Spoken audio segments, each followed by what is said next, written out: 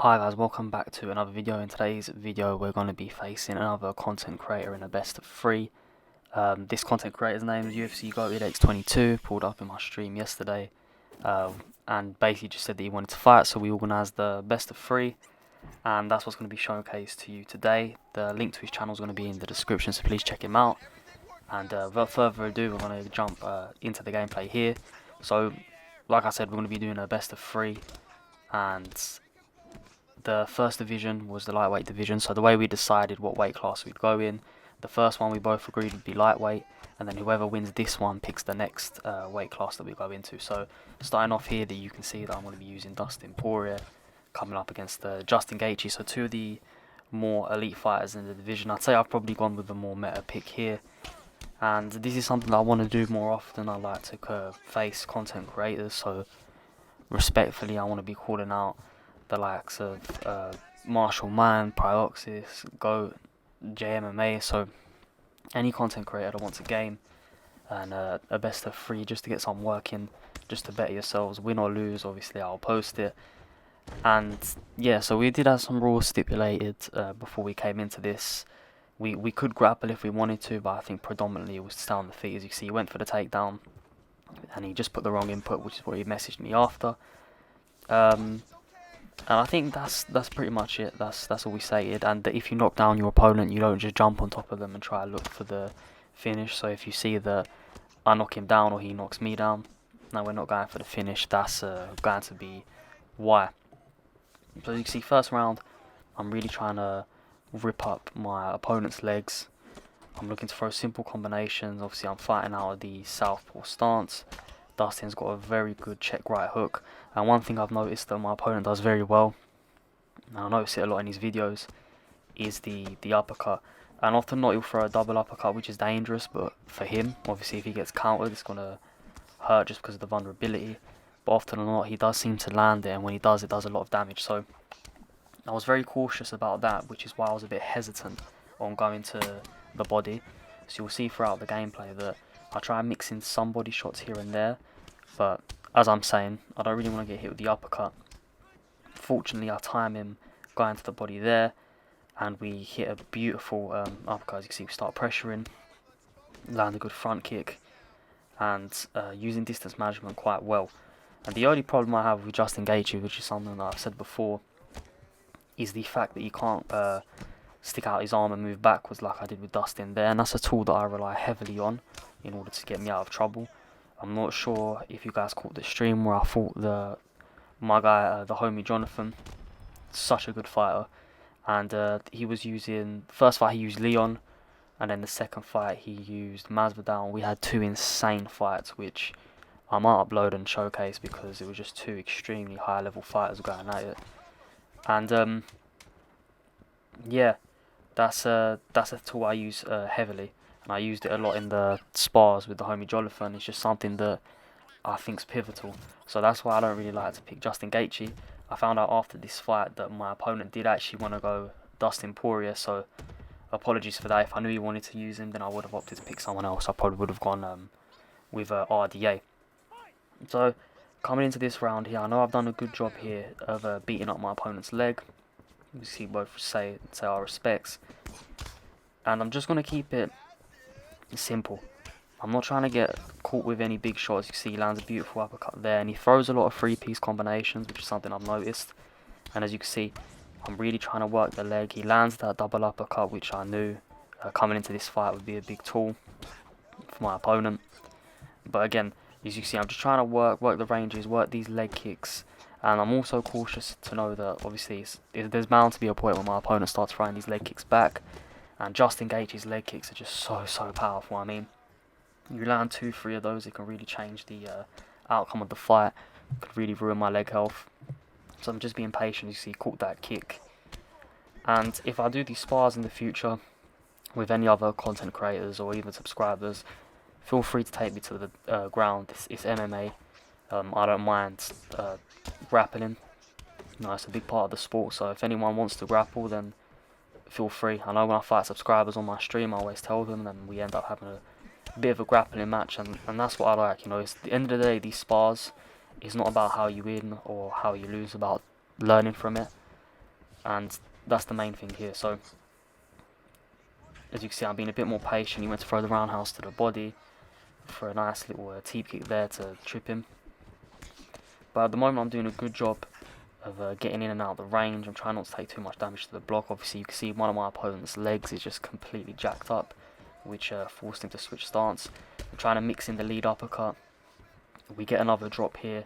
So it's been a good round, and you can see whenever I get a drop I try and mix it to the body or throw a leg kick. Often or not I throw leg kicks from awkward ranges, and I do this just to be unpredictable, but sometimes it gets me in trouble. I try and mimic how Justin throws them in real life, to be honest with you. So whenever I'm in the pocket, I'm not scared of throwing that calf kick. And yeah, sometimes you do get punished for it. Obviously you're not meant to throw kicks in a boxing range, but often or not you'll see against these high level players that it really does affect them. Do a good job there of ducking the head kick, and somehow don't even get a stun for hitting him with a hook after. But as you can see, it's been a pretty good 2 rounds for me so far.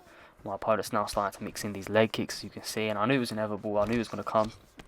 It's just something you've got to accept when you're fighting Justin Gaethje, is that eventually your legs are going to get beat up real bad.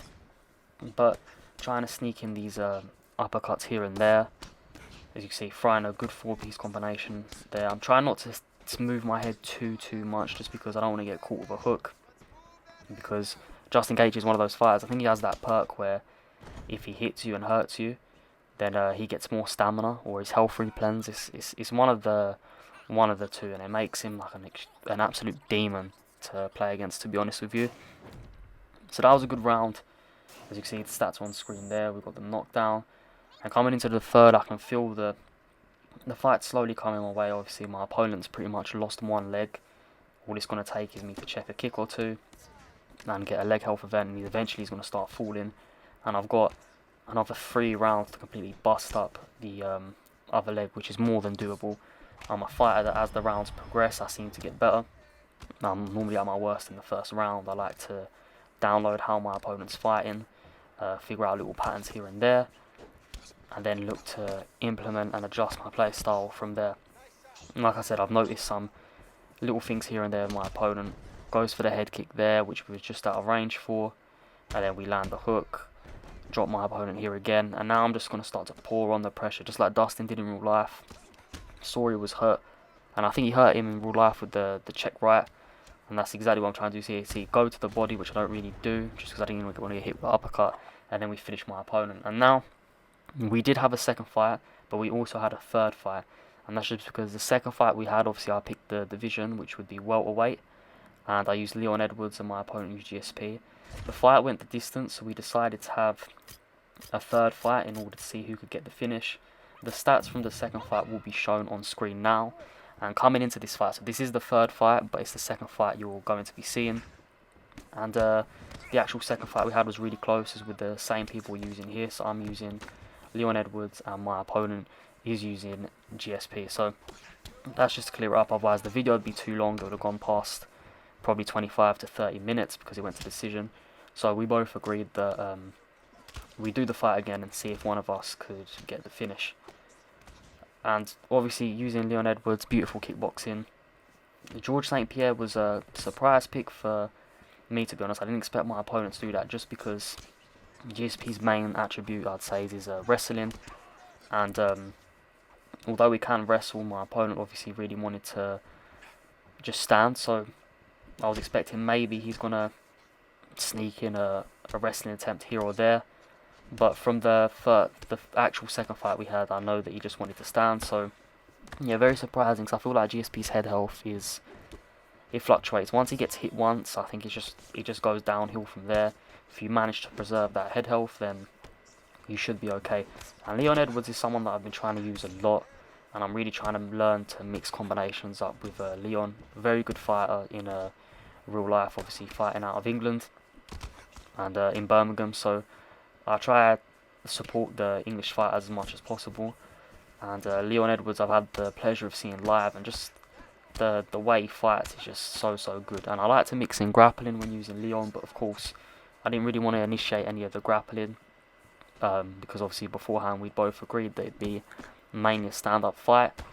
But Leon in real life is such a complete martial artist. The way he sneaks in those elbows, escaping the clinch and getting into the clinch, and how he works the takedowns. And as you can see here, I'm really looking to attack my opponent's leg. And leg kicking is one of my biggest tools. I think the two things I'm best at is dominating inside control and really hurting my opponent's legs. And you'll see in this fight, I'm not trying to go to the body with my boxing too much because of the uppercuts. That's something I get hit with quite a lot, and it changes a lot of the fights that I am involved in. It puts me in a lot of dangerous positions. We get the check there, and this was a perfect first round just because now I know that my opponent's leg health, GSP's leg health, is already deteriorating. So I've just got to be patient. I've just got to land to the leg where possible, and I don't want to make it too predictable.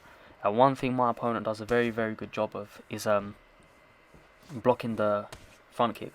See, go for the question mark, finish there. Sort of trying to tease how I wanted the fight to finish. And one thing that really annoys me about this game, and I really hope they fix in UFC 5, is when I'm going for a front kick or a teep kick, please do not change it to a knee. It is incredibly frustrating, and it puts you in a lot of dangerous positions. Like, I've lost fights or been knocked down because it's substituted for a knee, get hit with a hook, and that's it. So I really hope they change that feature. As long as they need to change a lot of things, to be honest with you, but that's one thing that in particular annoys me, because like I said, I'm not really a striker. I'm trying to better myself, and that's one thing that I have noticed causes me a lot of issues that's completely out of my control. So coming into round 2, you can see that off the bat my opponent's pressuring me a lot more, going to the body. And another thing that I feel like I need to improve on is throwing uppercuts more. I don't tend to throw them as much because I don't want to get pull countered. However, I feel like it's something that I need to start incorporating into my game in order to be more successful on the feet. My opponent's made the adjustment here, throwing teep kicks and front kicks, just trying to mix it up, push me back, and that's something that I've got to adjust to here. As you can see, do a terrible lunge backwards there that put me in an awful position. I went to lunge to the side. I'm faking the leg kick a lot just to get a reaction out of my opponent, and I've noticed that my opponent's block starts off high, and then as soon as I feint, it will move low. And I'm trying to throw these leg kicks at unpredictable angles. Like I said, I don't really want to get hit with an uppercut.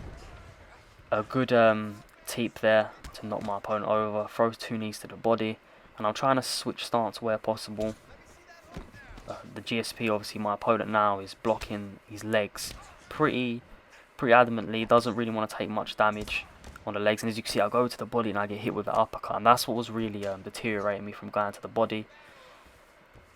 But yeah, my opponent was doing a good job, but the knees are starting to sneak in. That's what I noticed this round in particular, that I'm finding a home for these knees.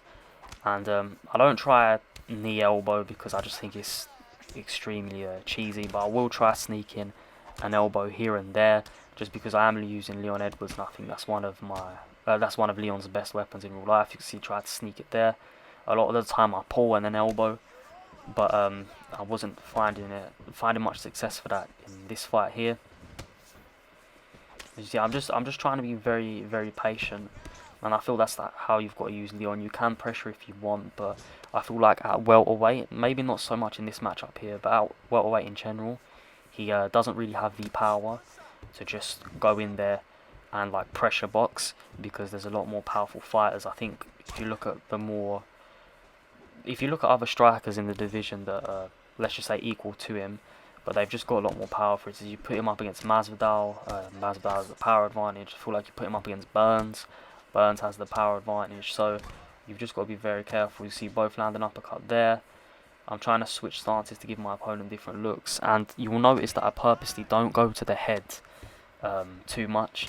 And again, I've said this a lot.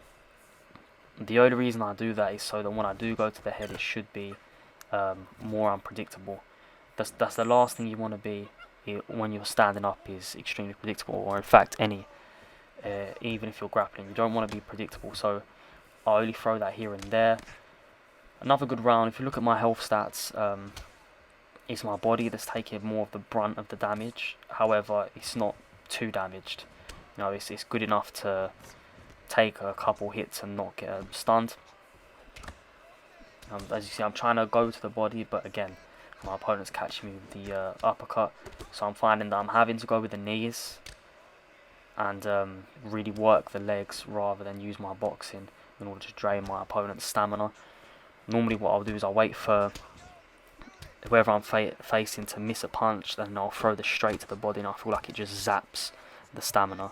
But you can see in this round here, I'm sort of grinding confidence. I had 2 good rounds prior to this, but I'm being a bit more aggressive with my combinations here.